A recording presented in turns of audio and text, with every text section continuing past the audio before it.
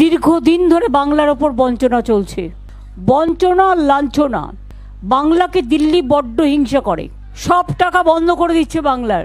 বাজেটেও আপনারা দেখেছেন কিছু রাখেনি। দিস ইজ নট বাজেট, এটা অল ভোট অন অ্যাকাউন্ট, অন্তর্বর্তী বাজেট তো নয়। You rightly pointed out this অন্তিম বাজেট। ভারতবর্ষের মানুষকে সিদ্ধান্ত নিতে হবে।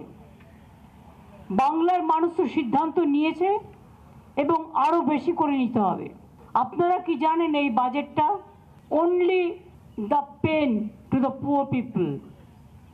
গরিব লোকেদের জন্য একটা পয়সা খরচ করেনি, একটা কথা বলেনি।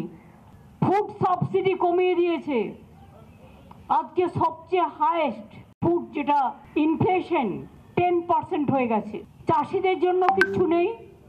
মহিলাদের জন্য ইলেকশন আসলেই বলে 33% রিজার্ভেশন।